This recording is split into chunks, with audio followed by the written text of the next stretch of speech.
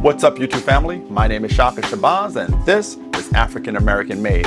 Today, I'm out with the lovely Karen Monique, relationship expert and owner of SparkOffline.com. And the exceptionally vibrant Miss Karen is inviting me out to talk about her experiences as a dating specialist, what we should be looking for in the digital dating market, and her personal experiences that sparked her desire to help others find meaningful relationships. Karen's realistic approach to matchmaking is giving me hope. So, close your laptops because today, we're going to spark offline. Okay, how are you today? Hey Shaka, what's going on? Nothing much. Man, we are finally doing it. I know. Sorry it took me so long to get back with you. Timing is everything. I thank you so much for taking this time with me to talk about your business and what you do. So why don't you tell us a little bit about yourself? About me? Well, do you really want to know? As we kind of discussed a little earlier, made in Manhattan, raised in Pennsylvania. I was raised in a city about 2 hours east of Pittsburgh called Johnstown, Pennsylvania. But as I graduated high school and became an adult, I moved to Pittsburgh. So I'm Pittsburghese, if you know what I'm saying. And after a while and getting sick of the S word, which is snow. It ends with W, I got you. Yeah. December 31st, 2010, I landed in Phoenix, Arizona. So here I am. All right. So another East Coaster. Yes. Okay. And tell us a little bit about your business and how you got started and what inspired you to get into the matchmaking world. Well, that's a whole long of an answer, but let me ask you a question first, and that is, do you know someone who is looking for love? My name is Karen. I am the Chief Love Officer of SparkOffline.com. We match and we coach and we help successful singles find love 100% offline. There's no dating apps, no swiping left, no swiping right. I used to work for a company quite similar to us sitting down like this one-to-one. You want to know about me and my background. I would literally sit with potential new clients and talk to them one-to-one about their love life. And let's say they're recently divorced or they had a bad breakup, and somehow I took a liking to that. And it's funny because I was so young at the time when I got into it, and I think it's really funny that these people who were probably 20 plus years older than me at the time would take advice from me. So over the years, as I became single, as we just talked about, yes, I was married in my 20s. Let's not talk about that. But as I became single in this digital world that we live in, there's a lack of communication. Trying to meet somebody on a digital device, right? You don't know what you're getting. Am I getting a convicted felon? Maybe I am, maybe I'm not. And don't ask me how I know that. Don't ask me, Shaka. No trial and error there. Trial and error, I have stories, oh my gosh. You don't know if you're getting catfished. Have you ever heard of that term, catfish? Yes, I'm pretty familiar with it. I get catfished probably weekly. You need to talk to me. Where have you been? When you're single and you're looking and you're using something that's on a digital device, a lot of people who have a fight with their significant other, they go on a dating app and they create a profile as if they are truly single and they're not. So I found myself a couple years ago going through a lot of these similar situations where I feel like I am offering, I'm a high value woman, and I just wasn't meeting quality, high-value singles. And neither were my friends, my family, or my associates. And so, as you know, 2020 came along and kind of shifted our world. At the time, I thought I had found my dream job, and they just couldn't survive COVID. So, at the end of 2020, I did not know what I was doing in my life. I kind of felt a little bit lost. That's with a lot of us. We were all Right? scrambling and searching. Scrambling. I was scrambling. And one of the things that's been sitting in the back of my mind is, you know, where did this lack of communication come from? I look at my parents. My parents were still around to this day. They would still be married over 60 years. Wow. Over 60 years, that's a really long time, right? And, you know, that just doesn't happen these days. So to answer your question, I did like Steve Harvey says, I don't know if you've ever followed him, right? He says, you gotta jump. You just gotta do something. And one of the things that I'm good with, just as you are, is listening and understanding what makes a really good relationship, what makes somebody compatible with somebody else. But ultimately, understanding where somebody else has been in their love life, where they're at right now, and are they only looking for maybe casual at this time? And guess what, that's okay. Are they looking for something that's long-term? Are they looking for marriage? And so I personally have always craved the type of relationship my parents have. And voila, I woke up at the end of 2020 and I'm like, I'm jumping, I'm doing this. And I literally just wanted to get back into matchmaking after being out of it for so long, because the world that we live in today, really, we all need love. Not only romantic, but just on a platonic status. That's what our world is missing today. That's how I feel. Touching my microphone. But what are your thoughts on it? I definitely understand that we live in a swipe left, swipe right culture. Yes. Older people, middle-aged people, Yes. young people, teenagers, Yes. everyone is in that culture right now. Yes. And it's not making anyone any happier. But it's not like hooking up is a new thing, right? But this media and this medium allows us to do it at such a fast rate, and we can go through so many people in such a short amount of time because of the access, right? So in a nutshell, my perspective about that is we have these tools to find love. However, I think we're getting a different outcome. Yeah, that's the very first thing whenever I get a phone call and I'm screening somebody over the phone. What are you doing right now to meet your potential mate? And the majority of the time, by the time they come to me, they are over the endless swiping and just not wanting to be so having the anxiety of not knowing what you're getting at the other end of a digital device, for the most part. What's your primary target demographic? So currently, it changes all the time, but currently I focus on men between the ages of 35 to 55, which leads me to ask you, did we talk about your relationship status? Are you single, No, we Shaka? didn't, and I'll remind you to mind your business while we take this interview. I'm gonna find out. I'm gonna find out. I think you're single. I look like a single, lonely guy, don't I? Oh my God. Lugging cameras around and lighting gear. And I look like the creepy guy whenever I show up at someone's apartment. We need to talk. All right. So 35 to 50. The women are wanting a guy who's over 6 foot. And Man, we're moving on with this You're conversation. 6'3". Okay? When were you on the night of December 27th? Oh my gosh. 35 to 55, Yes. right? That's a big range. What is the 35-year-old guy looking for? The typical, I know that's all over the place, but the typical average guy. Looking to start a family. Family. So Family a life. woman that can have children, Absolutely. a younger woman, perhaps, maybe? I would say a woman probably between the ages of maybe, in my head, maybe like 28 up until 40. Because I'm thinking right around 40-ish is, you still got some time left to pop them out. Okay, geriatric pregnancy. 55-year-old guy. What is he looking for?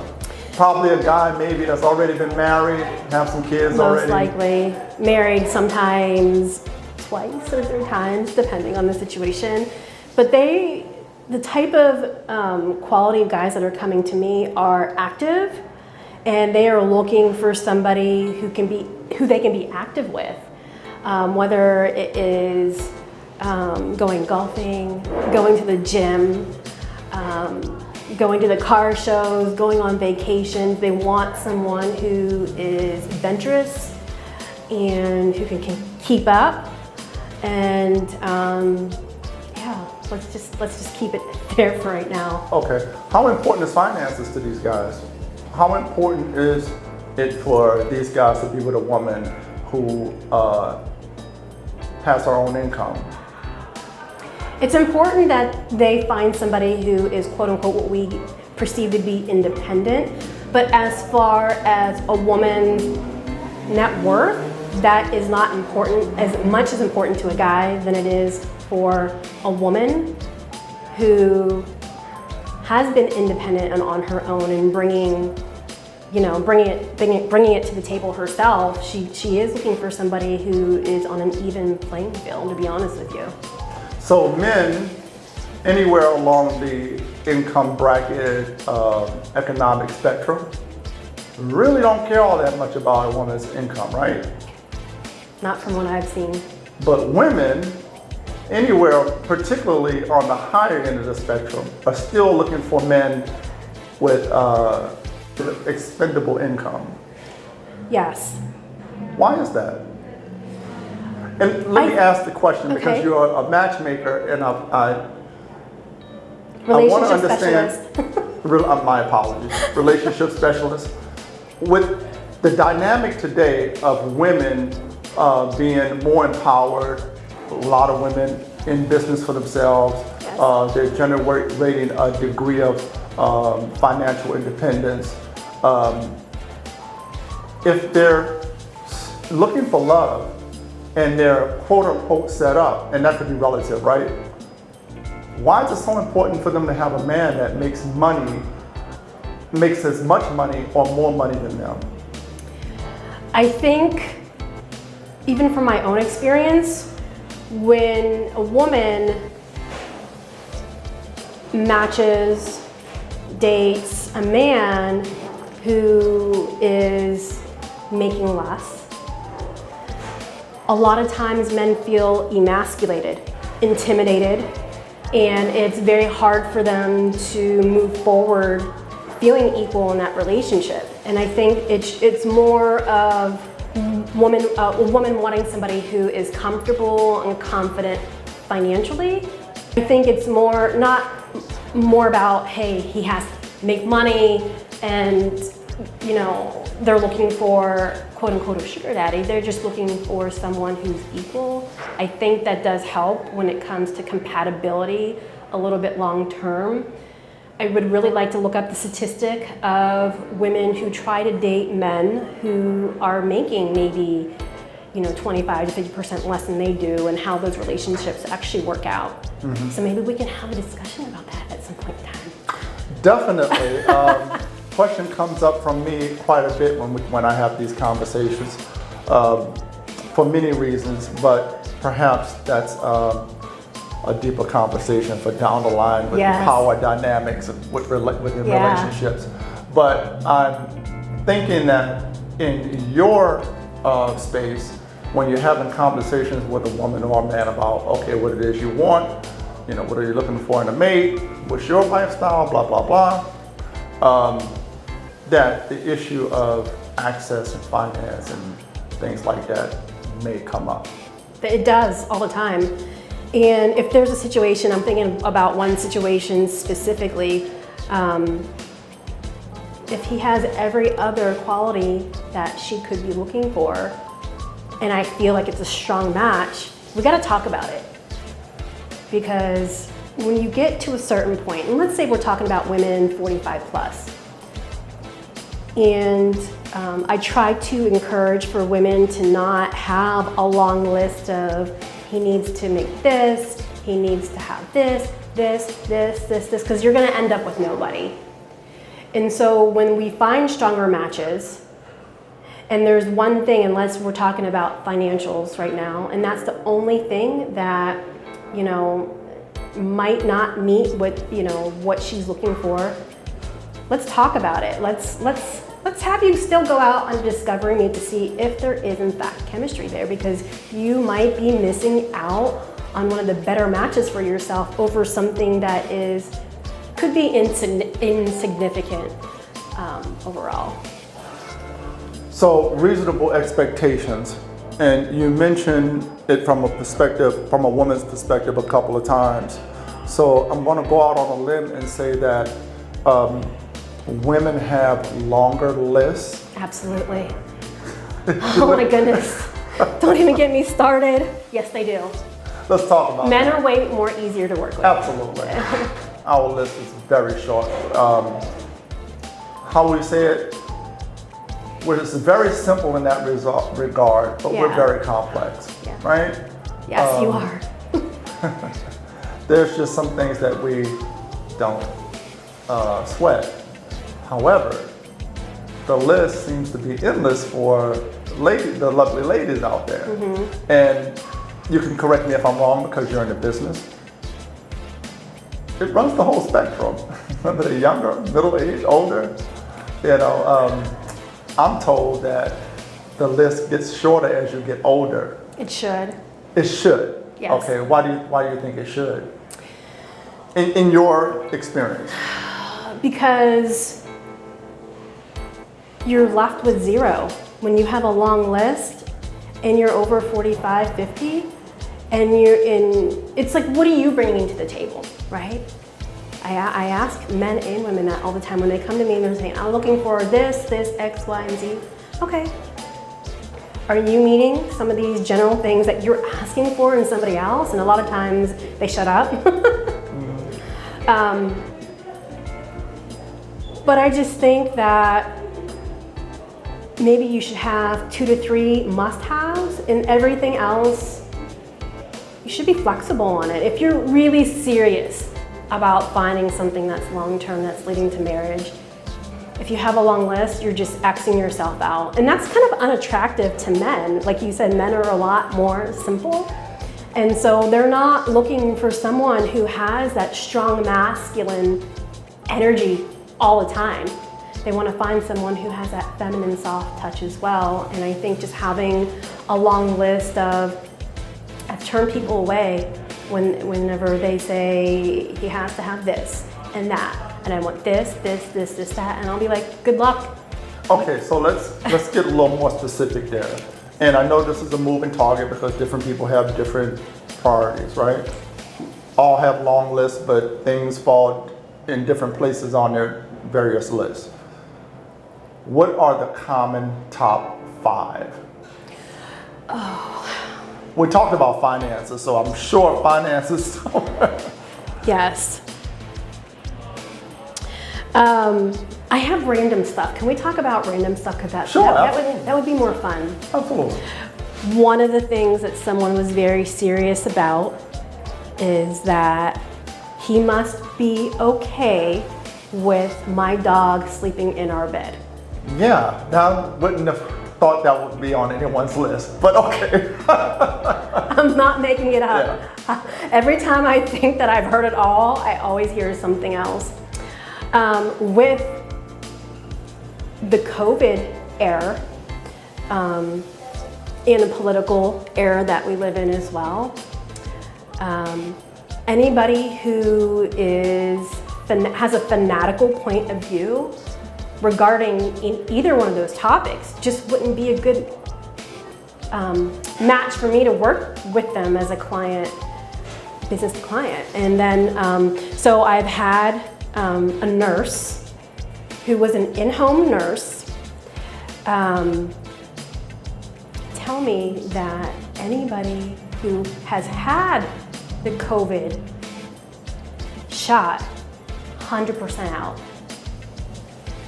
And these days, it's more easier for me and you to have a conversation about sex than you and I having a conversation about what your belief is regarding the COVID vaccine. I Right? can definitely believe that. Right? Yeah. Or somebody's political point of view. If someone is an extreme either way, I can't work with them, because a lot of the members and the clients that come to me, they're probably somewhere in the middle of the road, and that is not where they're at in life. Their political opinion is not very strong.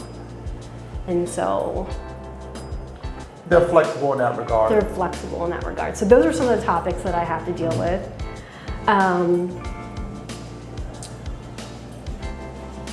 Someone who's not taking care of themselves is asking for somebody who does.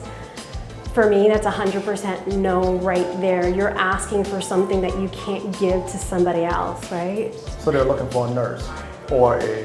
They're looking for someone who is physically fit when they're not. And it's on both sides, not just women looking for that hot guy. It's men too, who are not taking care of themselves, but wanting something that's unrealistic. I understand. Right? So those are some of the things. So Fat Albert was looking for a Barbie doll, right? Exactly. Now, historically, traditionally, that's been not so bad balance if the person has access to wealth and means, right? Absolutely. So is that still a conversation that happens, or are we in a new age where a fit person, regardless, is looking for another fit person? For the most part, a fit person is looking for another fit person, but my clientele is, I don't know the right word that I'm looking for actually. There are agencies that will cater to those types of people who are looking for the Barbie or Ken, so to speak. And I think there are I understand what you're agencies saying, yeah. that are called barbieandken.com or something like that. Yeah, yeah. Well, I was being facetious when I said Barbie. I meant someone that obviously is in better physical shape than them, Right. not necessarily a Barbie or Kim. I mean, that's probably 1% of the population, right? The rest of Right. us are average. How do you have a conversation with someone who's looking for all these things in a person? And I know you said that, you know, you're going to end up with no one, right? How do you get them to kind of reprogram themselves? Because, I mean, at its basic level, and I know I'm going all over the place here, but at its basic level, no one has everything. I mean, that's just the reality of life, right? You get a guy who has, and not to demonize someone who has wealth. And I keep referring to wealth because social media has created this whole ideal that everybody's out here balling out of control, right? I mean, you know, the money's just flowing everywhere. And we know that's not true. God. Well, yeah, so, you know, while the economy is, so everyone's looking for someone of means, right? Whatever that is to them. So I always refer to that. How do you bring somebody down to earth? And I'm sure you do it tactfully and professionally, but what does that conversation look like? Well, I would love to be the next Patty Stinger, which is the $1 Million Matchmaker. If you're not familiar with her, she told people like it is and got in their face, and she was no filter. But as much as I would love to have that type of style, I do have to take a step back and think before I speak. So I call my higher end clients my red carpet clients. And so what that means is before we onboard them, so to speak, I kind of pre-screen them in person to make sure that we would be a really great fit. And that means that we're having a conversation that is a minimum of 90 minutes, can go way longer, depending how much we're pulling out. I really want to first find out, you know, where they've been in their love life. The question that I ask is, are they open to constructive criticism? Because if they're not open to constructive criticism, then we're not going to work out.